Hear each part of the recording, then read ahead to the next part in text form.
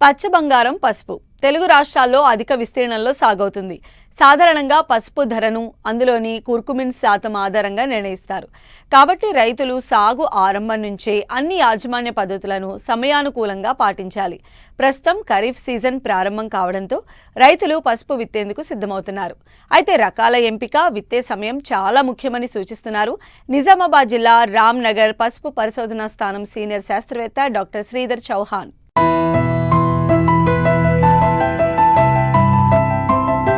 అంతర్జాతీయంగా పసుపుకు మంచి డిమాండ్ ఉండడంతో ఉభయ రాష్ట్రాలలోని రైతులు దీని సాగుకు ఆసక్తి చూపిస్తున్నారు.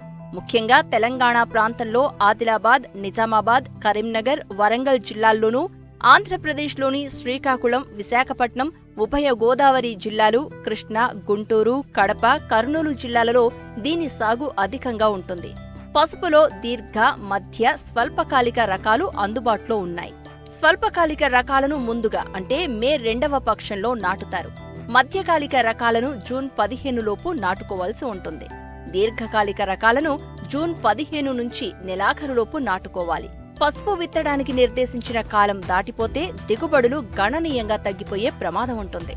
ప్రస్తుతం మధ్యకాలిక రకాలు విత్తుకోవడానికి అనువైన సమయం. ఖరీఫ్ కాలానికి పసుపు రైతు సమాయత్తమవుతున్న వేళ రకాల ఎంపిక, అంతర పంటల సాగులో తీసుకోవాల్సిన మేలైన యాజమాన్యం గురించి తెలియజేస్తున్నారు నిజామాబాద్ జిల్లా రామ్నగర్ పసుపు పరిశోధనా స్థానం సీనియర్ శాస్త్రవేత్త డాక్టర్ శ్రీధర్ చౌహాన్.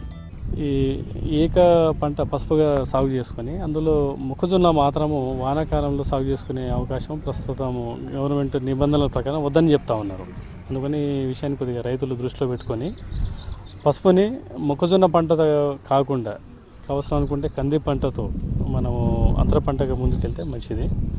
అయితే మొక్కజొన్న పసుపు తీసుకుంటే మనకి 3 వరుసల మనకి పసుపు, తర్వాత 1 వరుస మొక్కజొన్న, ఇది ఒక పద్ధతి ఉంది. లేదా 1 వరుస మొక్కజొన్న, 1 వరుస పసుపు, ఇట్లా 2 రకాలుగా రైతులు పోతూ ఉన్నారు. అదే మనం పసుపు కందిని అంతర పంటగా సాగు చేసుకునే విషయానికి వస్తే 2 కంది వరుసల మధ్యలో కనీసం 1.8 మీటర్లు నుంచి 2.4 మీటర్ల ఎడం పెట్టుకొని అందులో వీలున్నంత వరకు 7 లేదా 8 వరుసల పసుపుని మనం సాగు చేసుకోగలిగితే రైతుకి లాభసాటిగా ఉంటుందనేది నా అభిప్రాయము. నల్లరేగడి భూముల్లో 60 నుంచి 75 మిల్లీమీటర్ల వర్షపాతం పడ్డ తర్వాత, లేదా తేలికపాటి భూముల్లో అయితే ఒక 50 మిల్లీమీటర్ల వర్షపాతము నమోదైన తర్వాత దుక్కి చేసుకొని సాగు చేసుకోవడం అనేది రైతులకి లాభసాటిగా ఉంటుంది. లేదా నాణ్యమైన దుంపని లాస్ చేసుకోకుండా సరైన పదన ఉన్నప్పుడే మనం దుక్కి చేసుకొని దుంపను సాగు చేసుకోవడం అనేది, అంటే పసుపు పంటను సాగు చేసుకోవడం అనేది ఒక మంచి సలహాగా యూనివర్సిటీ ద్వారా మేము రికమెండ్ చేస్తూ ఉన్నాము. ఇంతకుముందు అంటే సాంప్రదాయంగా మనకి గుంటూరు పసుపు రకాలు సాగు చేసుకునేవాళ్ళు. అందులో తెల్ల గుంటూరు, ఎర్ర గుంటూరు, తర్వాత మైదుకూరు రకాలను సాగు చేసుకునేవాళ్ళు. అయితే అట్లాగే మనకి నిజామాబాద్ ప్రాంతంలో తీసుకుంటే మనకి 6 రకాలను సాగు చేసుకునే అలవాటు ఉండింది. ఈ 3-4 రకాలైన రకాలతో పాటు ఈ మధ్యలో అంటే గత 5-6 సంవత్సరాలుగా రైతుల దగ్గర ఆమోదం పొందిన రకాల విషయానికి వస్తే దీర్ఘకాలిక రకమైన సేలం రకము అనేది ఒక మంచి దిగుబడినిచ్చే రకంగా ఐడెంటిఫై చేయడం జరిగింది. దీంతోపాటు రాజేంద్ర సోనియా, రాజేంద్ర సోనాలి, ఈ 2 రకాలు కూడా మనకి 6 నుంచి 8 నెలల పంట కాల వ్యవధి గల రకాలు, మధ్యకాలిక రకాలు కాబట్టి ఈ రకాలను ఎంచుకోవడం మంచిది. తర్వాత PCT 79 ప్రగతి అనే పేరు మీద మనకి దొరుకుతూ ఉంది. సో ఈ రకం కూడా మన ప్రాంతానికి అనువైన రకంగా గుర్తించడం జరిగింది. వీటితో పాటు మనకి రోమా అనే రకం కూడా నిజామాబాద్ ప్రాంతంలో బాగా ప్రాచుర్యం పొందిన రకము. ఇది కూడా మనకి మధ్యకాలిక రకము. సో దీర్ఘకాలిక రకాల గురించి కాకుండా మధ్యకాలిక రకాల మీద కొద్దిగా దృష్టి పెట్టి నీళ్ళ వసతిని దృష్టిలో పెట్టుకొని మళ్ళీ 2వ పంటగా అంటే పసుపు అడుగున మొక్కజొన్న కావచ్చు లేదా నువ్వుల పంటను సాగు చేసుకుంటే రైతులకు లాభసాటిగా ఉంటుందనేది నా అభిప్రాయము. డ్రిప్ సిస్టమ్ ద్వారా నీళ్లను మరియు ఎరువులను అంటే ఫర్టిగేషన్ మెథడ్ ద్వారా పసుపును సాగు చేసుకోవడం వల్ల నికర ఆదాయం పెరగడానికి ఆస్కారం ఉంటుంది. తర్వాత పసుపు కొమ్ము కూడా మనకు అనుకున్న ఈ మధ్యకాలిక రకాలను సాగు చేసుకొని అందులో దుంప బాగా ఊరడానికి, తర్వాత దుంప సైజు పెరిగి మంచి రికవరీ రావడానికి పూర్తిగా ఆస్కారం ఉంటుంది. కాబట్టి ఈ పాత సాంప్రదాయ పద్ధతి కాకుండా ఈ వెడల్పైన బోదెల కాలువల పద్ధతి, లేదా ఇంతకుముందు ఏదైతే బోదెలు కాలువల పద్ధతి అంటే కేవలం ఒక 40 ఫీట్నర డిస్టెన్స్లో ఏదైతే కాలువలు చేసుకుంటారో, బోదెలు చేసుకుంటారో ఆ పద్ధతులు, ఈ 2-3 రకాలైన పద్ధతుల్లో ఏదైనా ఒకటి ఎంచుకొని పసుపును సాగు చేసుకోవడం అనేది మంచిది. పసుపు నాణ్యత మనం పాటించే ఎరువుల యాజమాన్యంపై కూడా ఆధారపడి ఉంటుంది. కేవలం రసాయన ఎరువులపై ఆధారపడకుండా సమగ్ర పోషక యాజమాన్యంలో భాగంగా సేంద్రియ ఎరువులను పంటకు అందించినట్లయితే సాగు ఖర్చులు తగ్గడమే కాదు, నాణ్యమైన దుంపలను పొందవచ్చు. విత్తనం నాటేటప్పుడు తప్పనిసరిగా విత్తన శుద్ధి చెయ్యాలి.